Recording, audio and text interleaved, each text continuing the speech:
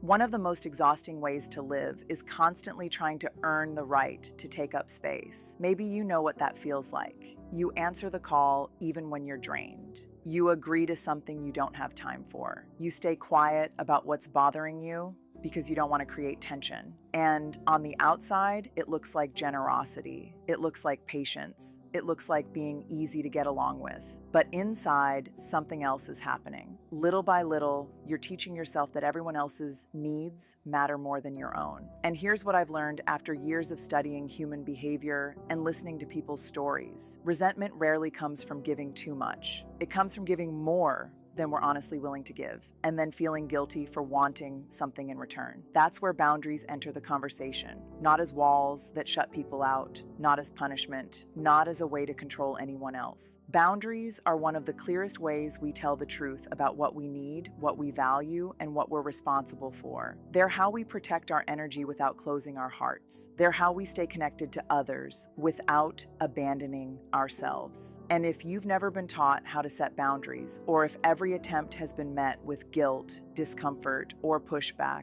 then you're not alone. The good news is that boundaries aren't something we're born knowing how to do. They're a skill. And like any skill, they can be learned. Why so many people struggle with boundaries? I think one of the biggest misconceptions we have about boundaries is that the struggle starts when we try to set them. But in my experience, the struggle starts long before that. It starts with the stories we've been carrying for years about what it means to be a good person. For many of us, being kind became tangled up with being available all the time. Being caring became tangled up with never disappointing anyone. Being loving became tangled up with putting our own needs aside whenever they conflicted with someone else's. And the truth is, those lessons run deep. I've sat with countless stories, and one pattern shows up again and again. People don't avoid boundaries because they don't understand them. They avoid boundaries because boundaries create discomfort. The moment we say, I can't do that, or that doesn't work for me, we risk something that most human beings are wired to fear. We risk disapproval, we risk conflict, we risk someone looking at us differently. At the core of it, many boundary struggles are really belonging struggles. We want to be accepted, we want to be liked, we want to feel connected to the people around us. And sometimes we convince ourselves that the price of connection is self-sacrifice. So we say yes when we mean no. We stay silent when something hurts. We tolerate behavior that doesn't sit right with us because we're afraid that speaking up might create distance. But here's what I've learned. True belonging never requires us to betray ourselves. The irony is that the very thing we're trying to protect by avoiding boundaries, our relationships, often suffers because of it. When we repeatedly ignore our own limits, frustration begins to build beneath the surface, not all at once, quietly, gradually, until one day we're exhausted, resentful, and wondering why the people around us don't seem to understand us. The answer is often simpler than we'd like to admit. They can't respect limits we've never communicated. And then there's guilt. Guilt has a way of showing up the moment we begin honoring our needs. We think, am I being selfish? Am I asking for too much? Am I letting people down? But feeling guilty doesn't necessarily mean we're doing something wrong. Sometimes it simply means we're doing something unfamiliar. When you've spent years measuring your worth by how much you can give, receiving respect can feel uncomfortable. Protecting your time can feel uncomfortable. Saying no can feel uncomfortable, but discomfort is not a sign that you've failed. Often, it's a sign that you're growing. And before we can learn how to set healthy boundaries, we have to understand this. The struggle isn't because we're incapable of having boundaries. The struggle is because we're human. We crave connection. We fear rejection. We want to be loved. The question is whether we're willing to learn that real connection doesn't come from abandoning ourselves. It comes from showing up honestly, limits and all, understanding what boundaries really are. Once we begin to understand why boundaries feel so difficult, the next challenge is understanding what they actually are. Because if we're being honest, a lot of us learned about boundaries from the wrong examples. We saw people use silence as a weapon and call it a boundary. We saw people shut others out and call it a boundary. We saw ultimatums, emotional walls, and punishments disguised as self-protection. And after seeing that, it's no surprise that many people become hesitant whenever the word boundary enters the conversation. But healthy boundaries are something entirely different. A boundary is not about controlling another person's behavior. It's not a demand that forces people to change. It's not a way of saying, you must do what I want. A boundary is simply a clear statement about what I will do, what I need, and what I am responsible for. That's an important distinction because the moment we start trying to control other people, we're no longer talking about boundaries. We're talking about power. Boundaries are not about power over someone else. They're about responsibility for ourselves. I found that the healthiest relationships are rarely the ones without limits. They're the ones where the limits are clear. Everyone understands where they stand. Everyone knows what is okay and what is not okay. There's less guessing, less resentment, and far less confusion. And clarity is one of the kindest gifts we can give each other. Sometimes people think boundaries create distance. In reality, unclear expectations create distance. Unspoken frustrations create distance. Silent resentment creates distance. Boundaries often do the opposite. They create the conditions for trust because they replace assumptions with honesty. Think about it this way. A wall says, stay out. A boundary says, here's how we can stay connected in a healthy way. There's a world of difference between those two things. A wall is built from fear. A healthy boundary is built from self-awareness. A wall prevents connection. A boundary protects connection. And when we begin to see boundaries through that lens, they stop feeling harsh. They stop feeling selfish. They stop feeling like something that separates us from the people we care about. Instead, we begin to recognize them for what they truly are, clear expressions of our values, our limits, and our humanity. Because the goal was never to build a life where nobody can reach us. The goal is to build a life where people can reach us without requiring us to lose ourselves in the process. The hidden consequences of saying yes when you mean no. One of the reasons boundaries matter so much is because every time we ignore them, there's a cost. The problem is that the cost doesn't usually show up immediately. When we say yes to something we don't want to do, the moment often passes quietly. No one argues. No one gets upset. We avoid the discomfort of disappointing someone. And for a brief moment, it can even feel like we've made the right choice. But emotions have a way of keeping score. What we refuse to acknowledge today often shows up somewhere else tomorrow.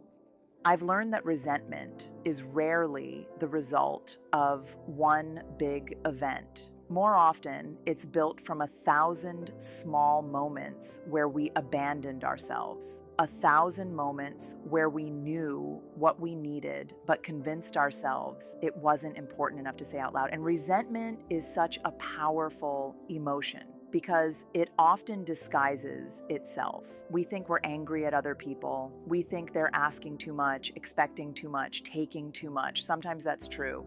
But sometimes the deeper truth is that we've been saying yes to things we never genuinely agreed to in our hearts. That's a painful realization, because it means the frustration we're carrying may not be coming entirely from what others are doing. It may also be coming from the ways we've stopped listening to ourselves. And over time, that creates emotional exhaustion.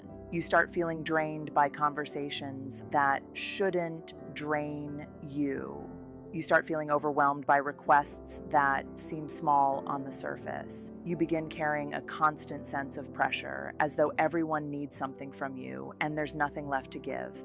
The exhaustion isn't always caused by giving. It's often caused by giving from a place of obligation rather than choice. There's a profound difference between generosity and self-sacrifice. Generosity feels sustainable. It feels meaningful. It comes from abundance. Self-sacrifice, when practiced over and over again without limits, eventually leaves us depleted. And perhaps the most overlooked consequence of all is the loss of self-trust.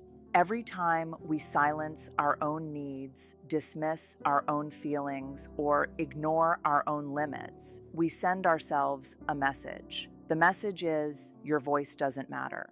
At first, that message is subtle, but eventually it becomes a pattern. And when we stop trusting ourselves, life becomes harder. Decisions become harder, relationships become harder. We begin looking outside ourselves for answers that were already inside us. That's why boundaries are about so much more than protecting our time or energy. They're about protecting our relationship with ourselves, because every healthy boundary sends a different message. It says, I hear you, I respect you, your needs matter too.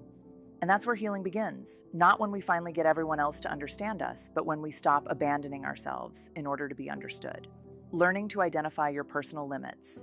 Before we can communicate boundaries to other people, we have to become honest about something many of us have spent years ignoring: our limits. And that sounds simple until you realize how often we've been taught to push past them. We're praised for being available, praised for working harder, praised for handling more, praised for being the person who can always be counted on. Somewhere along the way, many of us learn to treat our limits as obstacles to overcome instead of important information to pay attention to. But our limits are information. In fact, one of the most powerful shifts we can make is learning to see our emotions not as problems to solve, but as messengers trying to tell us something. Think about frustration for a moment. Most of us don't like feeling frustrated. We try to push it away, explain it away, or convince ourselves we're overreacting. But I've found that frustration is often one of the clearest signals that a boundary needs attention. When the same situation keeps leaving you drained, when the same request keeps making you tense, when the same relationship keeps creating resentment, your emotions may be pointing toward a limit you've been ignoring. The challenge is that many of us have become disconnected from those signals. We've gotten so good at saying, it's fine, that we no longer stop to ask whether it actually is. We've become experts at pushing through exhaustion, dismissing discomfort, and minimizing our own needs. And eventually, we lose touch with what our mind and body have been trying to tell us all along. That's why identifying personal limits begins with paying attention. Pay attention to the moments when your energy suddenly drops. Pay attention to the conversations that leave you feeling depleted. Pay attention to the commitments you immediately regret making. Pay attention to the places where your resentment seems to show up most often. Those reactions are not evidence that you're difficult, selfish, or incapable. They're clues. They're invitations to become curious about yourself. Because self-awareness isn't about judging what you feel, it's about listening to it. And the more we listen, the more we begin to recognize that our limits are not signs of weakness. They are part of being human.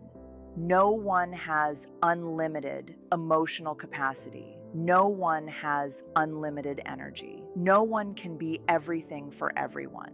The people who appear healthiest and most grounded are not the people without limits. They're the people who know where their limits are and respect them. And that respect matters, because every time you acknowledge your own limits instead of ignoring them, you're strengthening something that boundaries depend on: trust in yourself. You're teaching yourself that your feelings deserve attention. Your energy deserves protection. Your needs deserve consideration. And once you begin listening to yourself with that kind of honesty, setting boundaries becomes less about creating rules for your life and more about honoring the truth of who you are. How to communicate boundaries clearly and kindly. Once we begin recognizing our limits, the next challenge is finding the courage to communicate them. And if we're being honest, this is where many of us get stuck. Not because we don't know what we need, but because we're afraid of how other people will respond when we finally say it out loud. I've noticed that when people are new to boundaries, they often believe they have to choose between being kind and being clear. They think if they're direct, they'll sound harsh. If they're compassionate, they'll sound weak. So they end up caught in the middle, trying to soften their message so much that the message itself disappears. But clarity and kindness are not opposites. In fact, some of the kindest people I know are also some of the clearest, because when we're unclear, we leave room for confusion. We leave room for assumptions. We leave room for misunderstandings that eventually hurt everyone involved. I've learned that clear communication is an act of respect. It respects the other person's ability to hear the truth, and it respects our own need to speak it. The challenge is that many of us have been trained to over-explain. We say no, and then we immediately begin building a case for why we're allowed to say no. We offer long justifications. We provide evidence. We try to make our decision understandable enough that no one could possibly be disappointed by it. But that's often not communication. That's permission seeking. And boundaries become much harder to maintain when we're constantly asking others to approve of them. Sometimes the most powerful boundary is also the simplest. I can't commit to that. That doesn't work for me. I need some time to think about it. There is strength in simple language, not because it's cold, but because it's honest. And honesty often feels uncomfortable when we're not used to it, especially if we've spent years managing other people's emotions. We may feel responsible for making sure everyone understands, agrees, approves, and feels good about our decision. But that's a responsibility none of us can fully carry. Our job is not to control someone else's reaction. Our job is to communicate our needs with integrity and respect. And there's something important to remember here.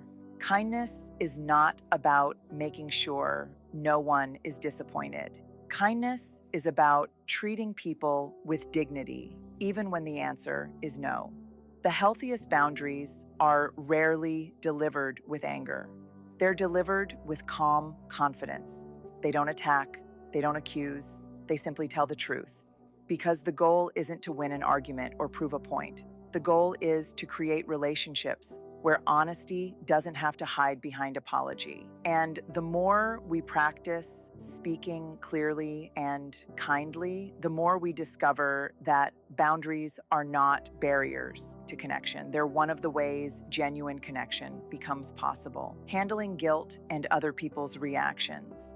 This is the part of boundaries that often surprises people the most. Not the setting of the boundary itself, but what happens afterward. Because even when you communicate clearly, even when you are kind, even when you are honest, there is still a very real possibility that someone will not like your boundary. And that moment can feel heavy. I've seen it again and again. Someone sets a boundary for the first time, and instead of feeling relief, they feel guilt.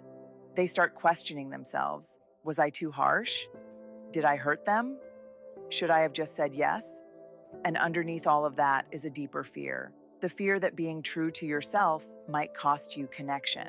But here's something important I've learned. Guilt is not always a moral compass. Sometimes it's just a signal that you're stepping outside of a role you've been playing for a long time. If you've been the person who always says yes, then saying no will feel wrong at first. Not because it is wrong, but because it's unfamiliar. Your nervous system is adjusting to a new pattern, one where your needs are finally part of the equation. And then there are other people's reactions. This is where things get even more complicated because we often assume that if someone is disappointed, we have done something wrong. We start taking responsibility for emotions that are not ours to carry. But disappointment is not harm. Discomfort is not danger. Someone feeling upset about your boundary does not automatically mean you were unkind or unreasonable. It may simply mean that they were benefiting from a version of you that had no limits.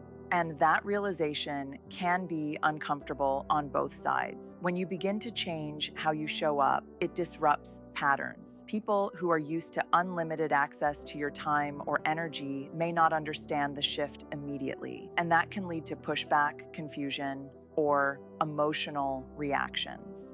But this is where clarity becomes essential again, because if we abandon our boundaries every time someone reacts strongly, then we never actually have boundaries. We only have intentions. And intentions without follow-through slowly erode self-trust. What I've learned is that the goal is not to eliminate other people's discomfort. The goal is to stay anchored in your truth, even when discomfort shows up. And over time, something interesting happens. The guilt begins to soften, the reactions become less destabilizing, and you start to realize that you can care deeply about people without carrying responsibility for their emotional experience. That is where real strength develops, not in avoiding guilt, but in learning that guilt does not get to be the final authority on what is right for you. Keeping boundaries when they're tested. There's a moment that comes after the clarity,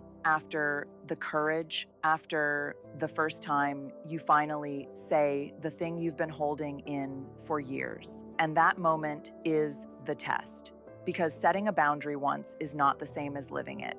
People will respond, not always badly, but often unpredictably. Some will respect it immediately, some will test it gently, and some will push against it, sometimes without even realizing they're doing it. They may ask again in a slightly different way. They may try to negotiate. They may remind you of how things used to be. And this is where many people feel themselves beginning to waver, not because they were unclear when they set the boundary, but because holding it requires something deeper than communication. It requires consistency. I've learned that a boundary without follow through is just a wish. It sounds good in the moment. It feels empowering when we say it.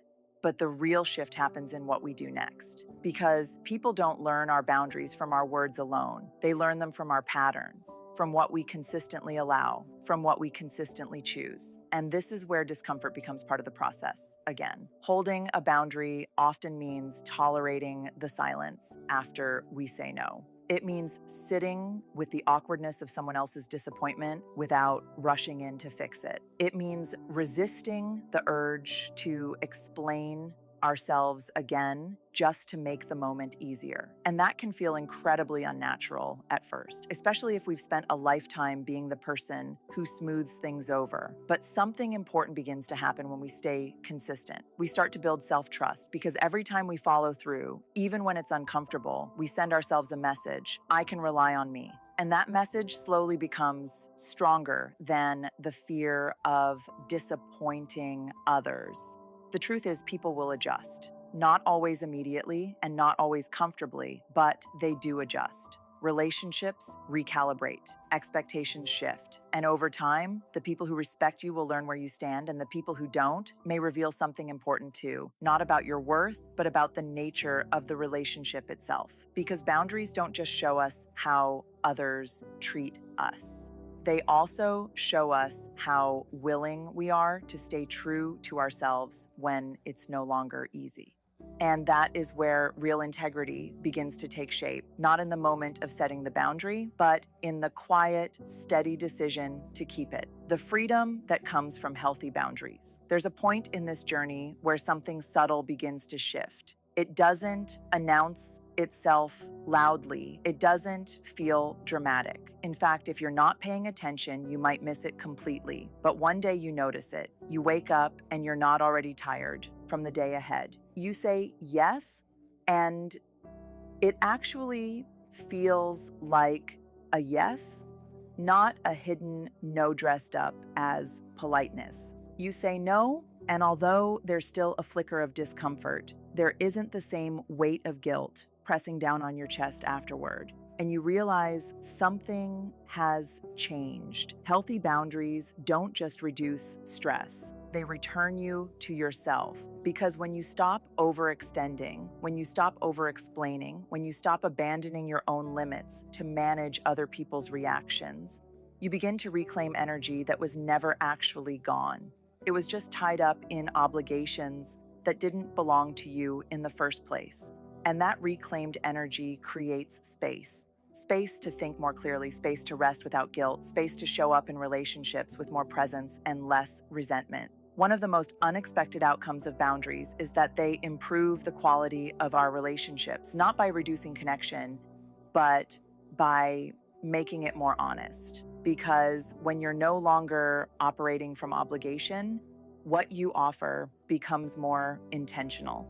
You're no longer giving from depletion, you're giving from choice. And people can feel that difference. They can feel when your yes is genuine. They can feel when your presence is full. They can feel when you are there because you want to be there, not because you feel trapped into being there. And that kind of presence creates deeper trust. There's also a quiet confidence that begins to grow over time, not because everything becomes easy, but because you start proving to yourself that you can handle discomfort without abandoning your needs. You begin to realize that boundaries didn't make your life smaller. They made it more honest. And honesty, even when it's uncomfortable at first, has a way of creating peace that people often mistake for control or perfection. But it's not control, it's alignment. It's the experience of living in a way where your actions and your values are finally speaking the same language. And once you felt that, even briefly, it becomes difficult to go back to the version of life where you were constantly negotiating your own worth just to keep things smooth on the surface. Because real freedom is not the absence of responsibility. It's the ability to live in a way where you don't have to betray yourself to meet it. And if there's one thing I hope you take with you from all of this, it's that learning boundaries is not about becoming distant or harder or less available to the world. It's about becoming more honest with yourself and more intentional with others. You won't get it perfect. None of us do. There will be moments where you say yes when you meant no, or hold a boundary shakily, or over-explain when you wish you had just stayed simple. That's part of learning. That's part of being human. But every time you try again, every time you pause long enough to listen to yourself, every time you choose truth over automatic agreement, something shifts inside you. You begin to trust yourself a little more, and that changes everything. So as you step into this practice, go gently with yourself. Growth in this area is not loud. It's steady. It's quiet. It builds over time in the small moments where you choose yourself without abandoning your care for others. And if you find it difficult, that doesn't mean you're failing. It means you're in the middle of change. Good luck. Not the kind that removes the challenge, but the kind that gives you the courage to stay present through it, to keep showing up for yourself, and to slowly build a life where your boundaries don't separate you from love, but finally make space for it to be real.